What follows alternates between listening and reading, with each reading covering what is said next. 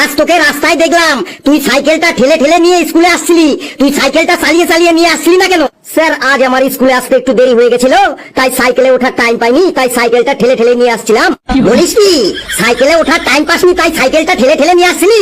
আজ বাড়ি যাবার পথে তোর মাথাটা একবার ডাক্তারখানায় চেক করিয়ে নিস। ঘেটু, তোকে কাল দেখলাম ওই বাস স্ট্যান্ডের পাবলিক টয়লেটের সামনে বসে আছিস, কি ব্যাপার রে? স্যার, ওই পাবলিক টয়লেটটা আমাদেরই, আমি ওখানে বসে পয়সা নিচ্ছিলাম। বলিস কি, ওই পাবলিক টয়লেটটা তোদের? তো পায়খানা প্রস্রাব করার জন্য লোকের কাছ থেকে ক টাকা করে নিস? স্যার, পায়খানা করতে 5 টাকা আর প্রস্রাব করতে 3 টাকা করে নি।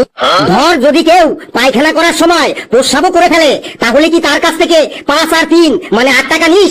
না স্যার, পায়খানা করার সময় কেউ প্রস্রাব করলে তাকে আর প্রস্রাবের জন্য আলাদা করে টাকা দিতে হবে না। প্রস্রাবটা তখন পরোটার সাথে ঘুগনির মতো একদম ফ্রি। চুপ চুপ, তুই আর কথা বলবি না। তোর জন্য এবার আমার পরোটা ঘুগনি খাওয়াটাও বন্ধ করতে হবে।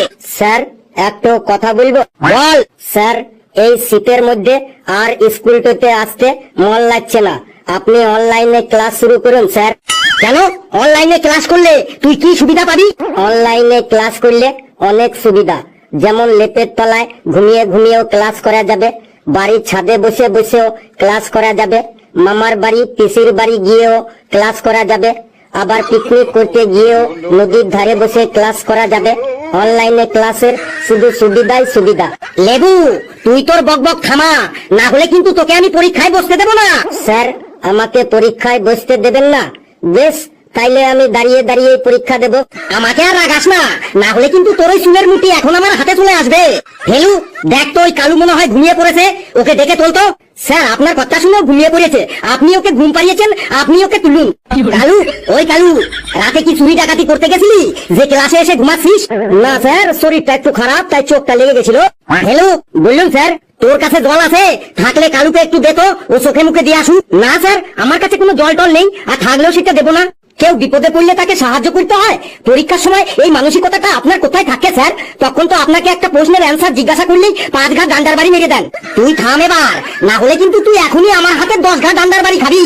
পেশি, তুই দাঁড়া, তুই বল, পুরুষ কয় প্রকার ও কি কি?